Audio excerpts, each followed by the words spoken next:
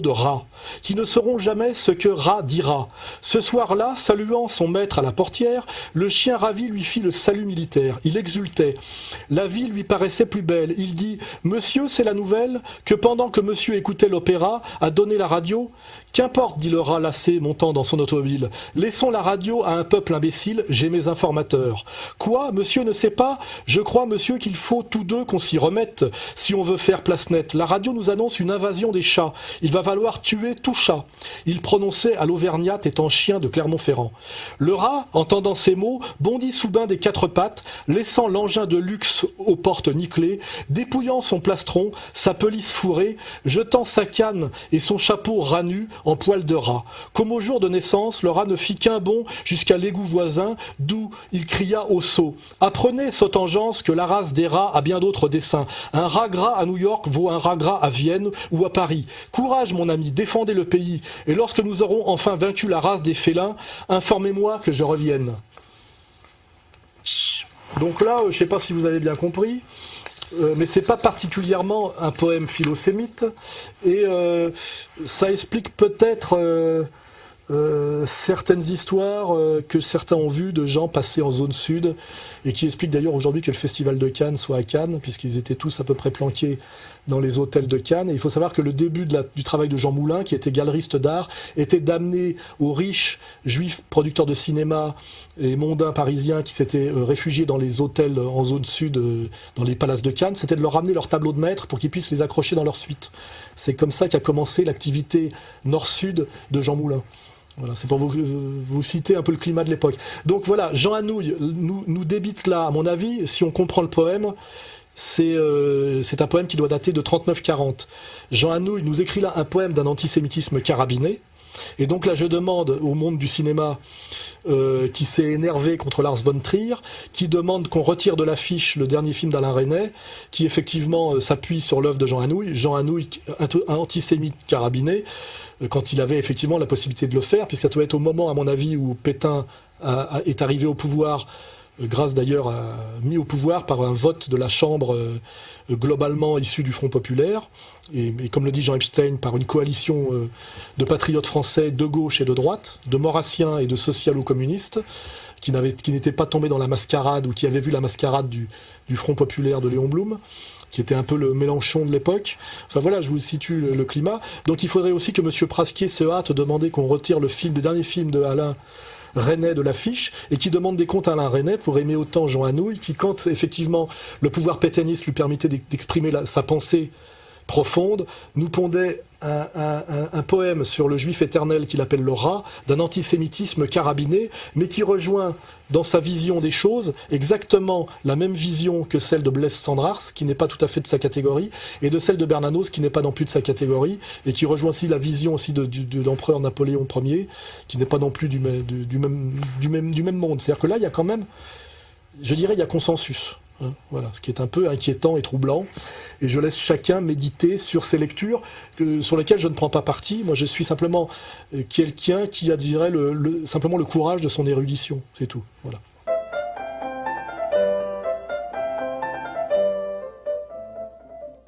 Ah oui, alors il y a toujours je reçois des messages disant oui, vous dites qu'avant 1945 tous les grands esprits étaient antisémites.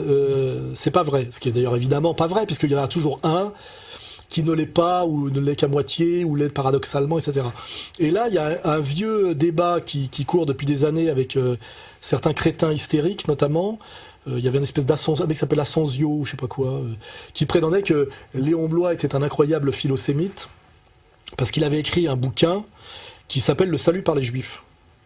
Alors je pense que pour comprendre ce que veut dire ce livre, il faut d'abord bien s'intéresser au catholicisme de Léon Bloy, bien le lire, et puis bien lire aussi d'autres écrits de Léon Bloy, notamment les passages de description du juif dans le désespéré, pour voir que si Léon Bloy était un philosémite, il faut s'inquiéter de ce qu'est le philosémitisme.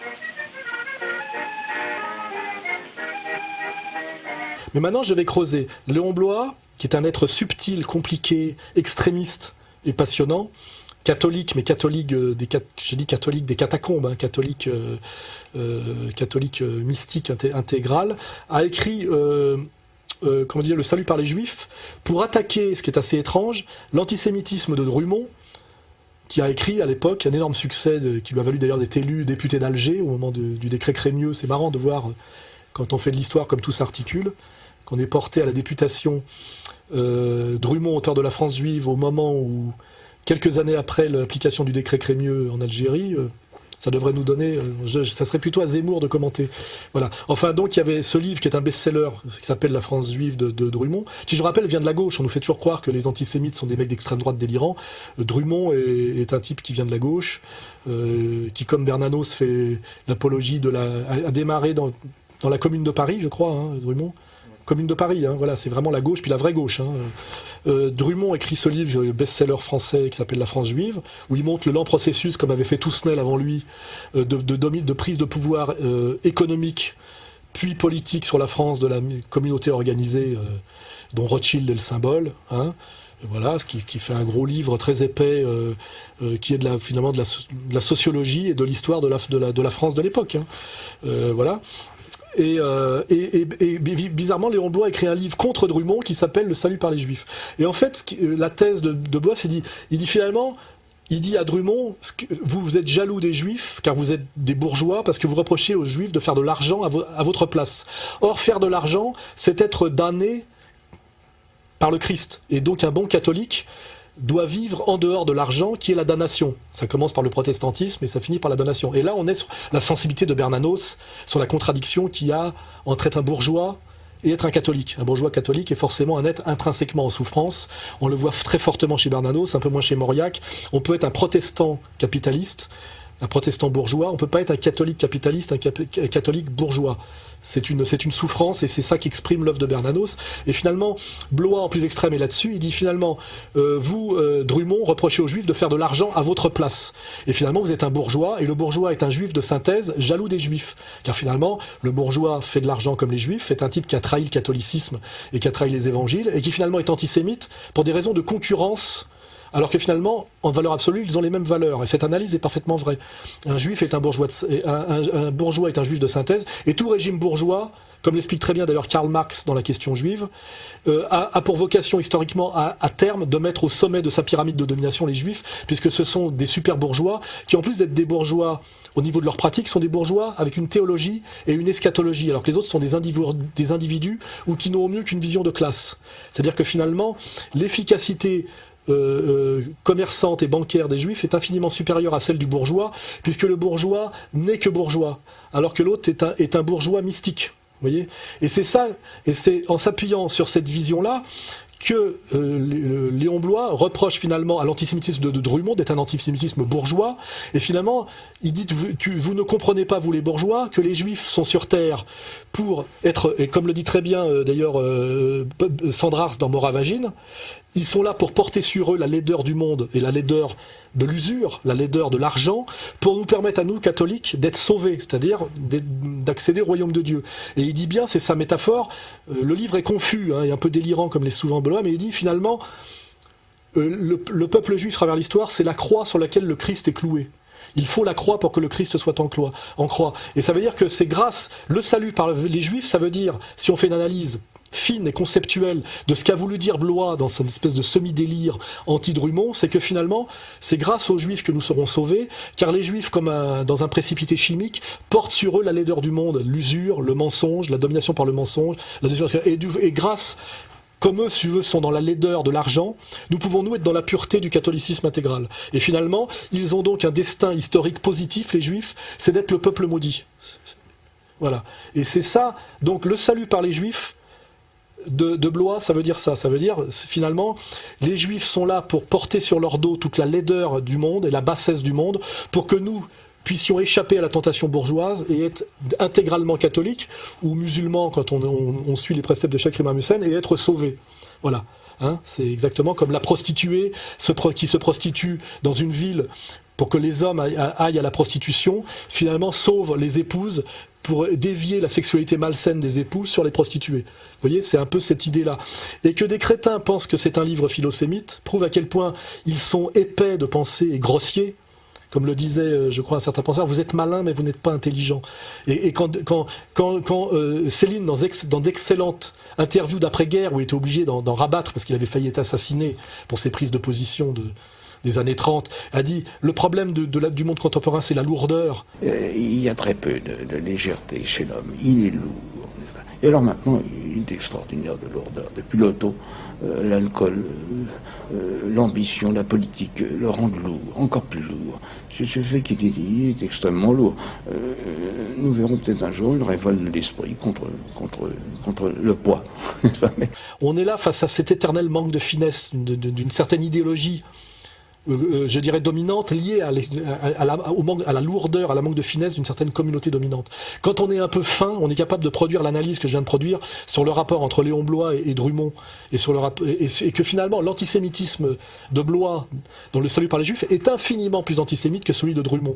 Puisque finalement, Drummond valide par sa validation de la bourgeoisie, puisqu'il montre comment la bourgeoisie française est spoliée par les élites juives sur le terrain du monde bourgeois, hein, sur le terrain de la rivalité commerçante et bancaire. Finalement, Drummond, malgré son antisémitisme, valide un certain nombre de catégories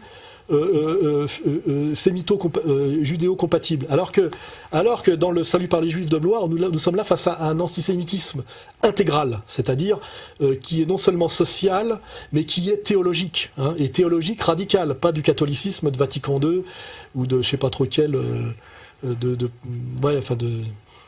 je sais pas trop quel prélat catholique actuel, tous avec je dirais la soutane à mi-fesse, hein, voilà. Et je crois que Le Salut par les Juifs, quand on le lit avec finesse, la finesse dont parle Céline, et dont je suis aujourd'hui un des dépositaires, et qu'on ne retrouve ni chez Todd, ni chez aucun des intellectuels en cours aujourd'hui, je ne vais même pas citer de nom, parce que ce sont tous des lourdeaux à gros pieds, on voit que sans doute Le Salut par les Juifs de Léon Bloy, et sans doute quand on le lit bien, et qu'on comprend par l'esprit de finesse et la saine utilisation du logos, et non pas par la dialectique casuistique et le pile-poule qui consiste à saucissonner phrase après phrase pour qu'on n'y comprenne plus rien, effectivement, avec une analyse du morpion que j'ai parfois sous les fesses, on peut penser que Bloy est un philosémite en citant quelques phrases du Salut par les Juifs, mais tant qu'on comprend ce que veut dire ce livre par une vision globale de type grec, de type hegélienne, cette pensée de la totalité, cette pensée de la vraie dialectique bien comprise, de la dialectique hegélienne,